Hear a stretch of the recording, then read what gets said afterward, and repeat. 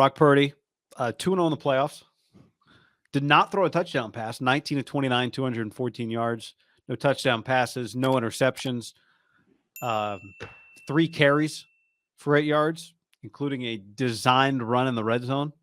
I believe it was a designed run. I think it was too. So what do we think about Brock Purdy's game? Well, on the most Dak did, which was turn it over. On the most basic level, he outplayed Dak because he did not give the ball to the other team. And if he had thrown 2 picks and Dak's no picks, like that's the difference in the game. Because the 2 picks led to 10 points, guy. His first pick led to 3 points, and the second pick led to a touchdown drive. So that's a devastating, like, turnovers in these big games destroy you. I would say Purdy really almost only threw the one almost pick, and it was deflected. The one that got tipped at the line of scrimmage, kind of went over Ayuk, and Diggs, who had like 27 interceptions last year, went right through his breadbasket. I think early on, their team speed was an eye-opening experience for him. And in fairness, like, they were beating the shit out of Brady. Like, their front gets after you. And he did a couple of his 360 keep plays alive that you're like, oh my God, man. One thing I will say he's good at when he's getting chased, because he's going to get chased again. Like, the Eagles have Reddick, Sweat, Hargraves, Brandon Graham's a backup. Like, they got guys that can rush the passer. He will throw the ball away for the most part. He does not, when he does his 360, sometimes Jimmy throws it inbound still. He will throw the ball out of bounds. So I give him credit on that. It did feel like he was holding on for dear life early in the game. And clearly in a game against a really good team, for them to be potent up, they have to have a run game. And they didn't get a run game in this game till the end of the game or toward, the second half of the game. And I thought he started making really good plays. He was hitting guys. Even the play with Kittle, like, might have been a couple, 8 inches off, right, to be a perfect pass. But he's hitting guys in stride, making plays. I thought in the second half he really calmed down. They could rely on him to make some big passes. On basically the final drive, he hit a couple huge third down plays. Really big third down plays. The McCaffrey throw and the Ayuk throw. Yeah, I mean, really, really good third down plays. And the McCaffrey play ended up being a little more, I think there was a little more traffic than there should have been because one of the defenders fell down right in front of Christian. Today was much more like a Jimmy Garoppolo day than some of the games he's been having, right, with the several touchdowns. And one thing this is where I think Kyle was always complimentary of, like, Jimmy did what we needed him to do, was good on third down, and he was good today on third down. I think they were 7 of 14. And like the ones you just mentioned, those 2 plays in a big spot with the game on the line, that keeps the clock going, gives you a new set of downs. It's just enormous. And he's hitting these guys in stride. The one McCaffrey play, they clearly ran it for him, and he fucking throws. The one DB was supposed to be somewhere else, almost tripped into him, but he hits it right in his numbers. It's just a perfect pass. How about the long throw to Jennings on a third down? Fantastic. That was a devastating blow for the Cowboys because that led to a field goal, didn't it? Yeah. That was a huge throw by Brock Purdy. We obviously if you're listening to this, we're live right after the game, as you probably know, but so we haven't heard what Kittle or what anybody said post game. Somebody just DM'd me and said that Shanahan said that on the juggling Kittle catch, it was an ad lib by both Brock and Kittle, that it was not part of the play, whatever happened. So something to watch, something to review this week. But is that an Iowa to Iowa State connection? Yeah, it's an Interstate 85. Yeah, just got it going on. A t-shirt. Yeah, I thought he made an adjustment to get rid of the ball faster on those. There was one play late that was really kind of I don't know if it was late, but second half where he was doing the turn my back and try to make, and he normally will turn left and try and do it again. And this time he just turned out and just chucked it, got rid of it. I thought he adjusted to the speed of the defense, like understanding that there was not a lot of time. He pulled one down and ran late. I think it wouldn't have been on the last drive, maybe on the second to last drive, when they eventually kicked the field goal to go up 7. It was 3rd down and 10 after he threw the ball at Debo's feet. Then they have a 3rd and 10. What was that? Well, I don't know. Debo clearly turned around. Like Greg Olson, did you hear what Greg said? He said he thought that Debo forgotten that it was for him and then turned back around. But why would he have turned down after one step? I think he knew. I think he was mad. Like, we can't call this play against this look. That's what it felt like. Because how would Debo have ad-libbed that unless they were screaming like, turn around, and he turns around? Maybe. Yeah, you're right. It might have been – there was an offensive lineman 12 yards downfield. A lot of moving parts on that play, and it was not moving in a correct direction. Well, no. But then it's a 3rd and 10. On the next play, Purdy just gets out of the pocket, steps up, picks up like 6 yards, and then Robbie Gould hits the field goal. So, I'm with you. I thought he handled things pretty well. Philip on the stream says, how about Brock not trying to do too much? QB1, he's earned it. Was there ever a play? I mean, maybe we'll talk about the Shanahan responsibility at the end of the first half where maybe he tried to do too much. He did eventually get the ball out of bounds. Was there ever a play where it felt like he tried to do too much? I don't think so. I think, to piggyback what he just commented, is he was getting destroyed early on. The Cowboys were winning at the line of scrimmage in the first half. Their defensive line, Parsons, they were flying around. It felt like he had no time to pass. Was it the second play of the game? Like, the design kind of random pump, quick screen thing got destroyed. Sometimes when you destroy people in the history of the league, since you and I have been watching enormous football games, college and pro, a quarterback who isn't up to the moment against elite players on the other side will kind of wilt. Like, it's a long-standing way of football. Some guys, the majority of guys, can't stand up to the heat in the biggest moments against the best players. I will give him this. He can. He is not scared because he was getting peppered. It did not look pretty. And his body language really is pretty good. He never looks too down, but he also never looks too high. And I think there's a steady Eddie to him because today, and Jimmy had a little of this too, is just he can just get peppered over and over, and he just kind of keeps, unless he breaks a bone, which happens to Jimmy sometimes, he'll just keep showing up. Yeah. And like, there are some quarterbacks, and I know there's a team that used to play in the Bay Area who says, sometimes their quarterback can go into the tank, and I think this is always a knock on Cousins. Some of these guys make, $30-40 million. That you start hitting them, that they kind of wilt. It's like, what are we paying this guy? These are the moments. Like, I was thinking about this with Dak. You're paying all this money to get it, to just play at a high level. Yeah. If we lose, it's not your fault. So be it. But like, we're paying you $40 fucking a year. This is where legends are made. And I just think there's an element to Purdy's game of being unfazed by the pressure is the wrong word, but like legitimately getting hit and being chased by these guys that are really, really good. Yeah, like, not the pressure of the moment, but the actual flying bullet human beings. Yeah, the speed of the team that you're playing. Like, I would say he had not played a game like that yet. Not even close.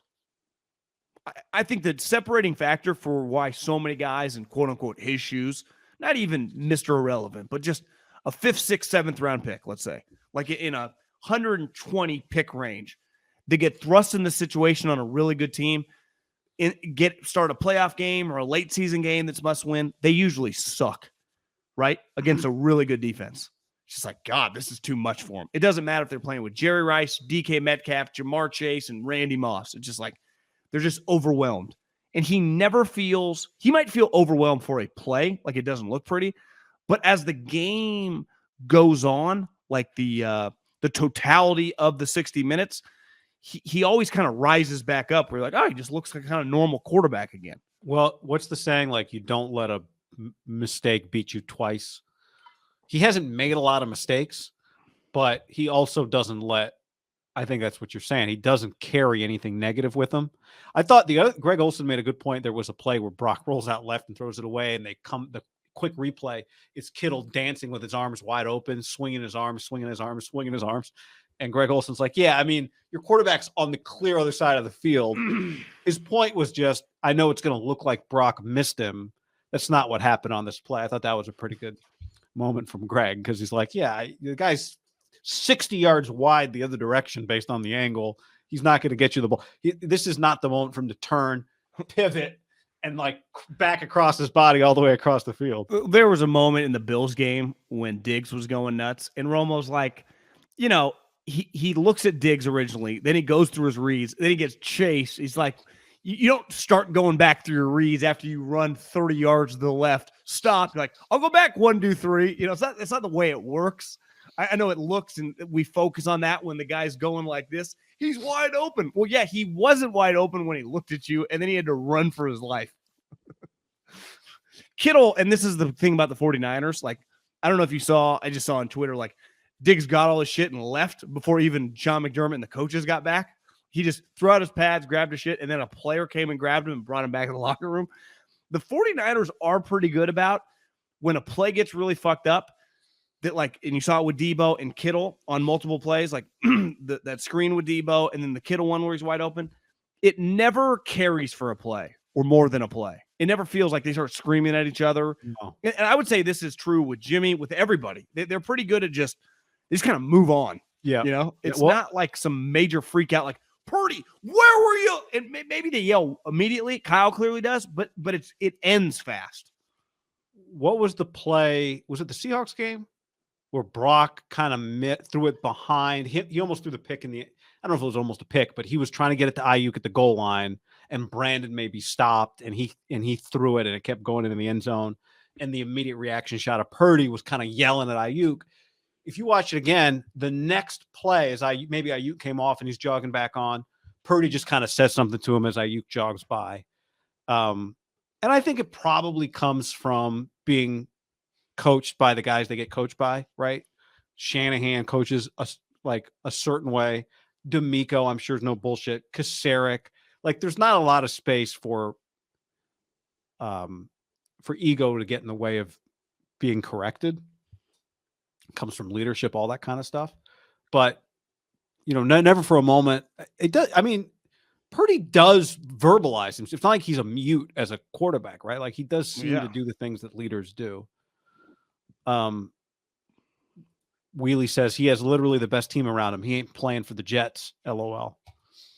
Yeah, and his job on this team is to get the ball to good players and not make mistakes doing it. And I would say this, though, that the 49ers offensive line is not bad.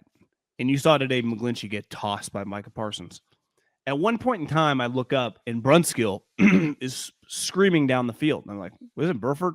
Burford got benched in this game, clearly, because he was getting smoked. Now, they rotate throughout the year, but I was looking at Matt Barrows tweeted this out during the game. Like, this is a second straight series for Daniel Brunskill. This is not normally. They usually flip off. They give him one series. I think it's because someone probably in the box is like, the right guard is having some issues in this game. And rightfully so. It's a rookie right guard from UTSA against the Cowboys could be overwhelmed. Like, it's very possible. And I thought tonight Brock is running for his life. Like, there was a major difference throughout part of this game. The 49ers have one elite offensive lineman. Banks a good player. Burford has some moments. He also gets benched or rotated, however you want to consider it, throughout the entire season. Rotated. This is not basketball. You don't rotate guards. Like, when you look at all the other teams, like Tyron Smith is like, he just rotates out. No, you stay in the whole time. The 49ers rotate guys out. McGlinchey got tossed.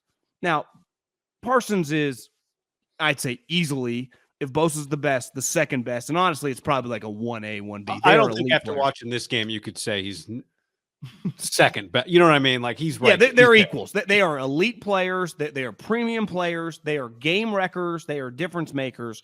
So that could happen to any offensive lineman. But PFF, listen, I'm not trying to beat up on McGlinchey, but when you play the best, Micah Parsons, next week, I'm pretty sure Hassan Reddick had a fantastic year for the Eagles, and they obviously have a lot of bodies up front. He is a liability in the pass game. And the 49ers are at their best when they can run it. Well, in the first half, they could not. They had like 20 or 30 yards rushing. PFF has him for 19 sacks. I don't know if that's the official stat because their stats are different, but Hassan Reddick. He's an awesome player. And to me, McGlinchey is a liability in the pass game. He's good in the run game. And when they can run the ball, the pass game is much easier for him because you don't know what's coming. But that wasn't really working today, right? And they got into some, when you get into 2nd and 9 and 3rd and 11, it's pretty clear what's going to happen. You're going to drop back. And that is advantage for the best players. And the Cowboys and the Eagles have them on the lines. So I would say next week, I mean, I would imagine, I'm not trying to get ahead of ourselves, but I don't know if it's going to look that much different up front these 7 days, this game and that game, right? Right. I mean, we talked about it the other day, but Philly and Dallas are number 1 and number 2 in pressure in sack rate, percentage of dropbacks that result in sacks. Dallas was 8%, Philly's 11%, number 1 and number 2 in the NFL. They get That's after part of playing this time of year. Yeah. Right? It's part of being in the Final Four. The best defensive linemen and they got unlimited amount of them. It's actually, when you really take a step back and think about the 49ers too. I think the Eagles will say all week, like, they got one of the best defensive lines in the league, right? Well, Dallas feels, actually, the more you think about them offensively, like such an outlier compared to the teams that ended up, or the teams that always end up, in kind of the Elite Eight. When you just think about all the skilled guys that are on the field for the Bengals. And I know the Bills maybe aren't quite the Bengals, but just the multiple pass targets that they have, plus their quarterback. What Philly has on the field is ridiculous. The Cowboys feel closer to the Giants than they do to the Bengals and the Eagles and the 49ers from an offensive talent standpoint. But their defense, their defense is really good. No, 100%. I understand. I'm just saying, like, you're going to get that defense again with a very different we'll see what this week. We wondered, would you have to throw for 280, 300 yards to beat the Cowboys? The answer was no. Okay. So that'll be part of the conversation this week with Philly. Can you slow them down? They just scored 38 on the Giants the way you just held Dallas to 12. Jalen's a better player. Jalen's a better player than Dak. Right? Jalen's a better player. He's a better athlete. He has 2 number 1 receivers, right? Yeah. They have a ton of running backs. The receivers left in the playoffs are just ridiculous. It's crazy. All-time great. I mean, truly, like, the greats of their eras are in the final. Well, I'm watching Jamar Chase today. I'm like, is this what Debo would look like if you meshed him with Ayuk? Because that's what he feels like. Slimmed down, if he was a little thinner. Yeah, but could run guys over and can run routes. And is it possible to slow this guy down? Is it one of the great scouting jobs of all time when Joe Burrow pounded the table, said, I want Jamar Chase over Penei Sewell? Penei Sewell? Yeah, I was thinking about that. I think about that every time I watch the Bengals. But the Lions don't regret it either. Like, they like their player. I know it came after them, but yeah, it was a great pick. This is actually a perfect transition to talk about Kyle Shanahan. One other Brock Purdy throw I wanted to point out was the play after Parsons tossed McGlinchey. That was a 1st down and 10. That was the end of the half. Niners get the ball with 2 timeouts, 1 minute and 15 seconds, 28-yard line. They hand it off to Debo. Then McCaffrey gets no gain. Then Shanahan's going to pack it in, but then he's not, because they get a 3rd and 1. Then Parsons tosses McGlinchey. 2nd down and 10 was Juwan Jennings catches the ball when it looks like there's nothing. Purdy actually held the ball for a second on that one. And Jennings, who again just has like 2 catches a game and they're both huge, gets out of bounds with 12 seconds. I would call that a clutch throw, because you were about to not get points. Dallas was going to get the ball first to start the second half. They ended up not scoring, but it felt like getting points was going to be really critical. And that was a really clutch throw by Purdy in a late half situation there, where he had to help his coach out because his coach was kind of giving up. Yeah. And that's why you could say at the end of the game, or the end of the half, when he throws it, with 7 seconds, if you wanted to be critical of Brock, like situational awareness, but that's a tough position for any quarterback, because if you don't have any timeouts, if the play fucks up, you got to get rid of the ball, but you got to be careful not to just throw it into the ground to get an intentional grounding, right? And having taking a big go back and not be able to hit the field goal. Tough spot. I text you immediately. I said, I wouldn't, it's not that I don't trust Purdy. I just don't trust this situation against a really good defense. Take it out of your quarterback's hands, just kick the field goal. Then you can do a squib kick with like 3 seconds, right? You would be able to do it because there's not enough time. Like Robbie Gould kicks a field goal. Let's say there's 2 seconds left. Then you could just squib it or whatever, pop it or do whatever you want. But right. I thought, I know Purdy got screamed at by the coach, but I didn't put that as much on Brock in that situation. I think it's really hard. I think it would have been hard for Matt Ryan, Phillip Rivers, who just, because all of a sudden you get pass rushed, you got a clock ticking in your head. You got to get rid of the ball. Like that's the one kind of negative of the day, like that kind of moment. And I don't think it's even fair to blame him. I just think it's a very, very difficult spot for any high-level quarterback, let alone some rookie. in that spot against a pass rush that can get after your ass. Yeah, You could have got sacked. It's a good point because you wonder, like, are there things that he still needs to experience and learn, and you just coach him as if he knows everything? Maybe, right? Like, I don't know what Kyle said in the headset, but he has only played the amount of games that he's played, the amount of snaps that he's played. There probably are some spots where being a young quarterback will show up, and maybe that was one of them. Olsen made the point too. The ball has to hit the ground. It's not when the ball hits. I thought it was when the ball hit anything, but it's not. It's when the ball hits the ground. So the guy reached up and touched it, then it hit the ground. So wait, if it hits like if he had thrown it too high and it just like gets to the stands eventually or something. I mean, if it comes to rest on the bench. What if it hits like the box that the equipment guys runs out and then bounces up? It's up. I don't think it's down. I think he's right. Like I think it's got to hit the ground. That's pretty crazy.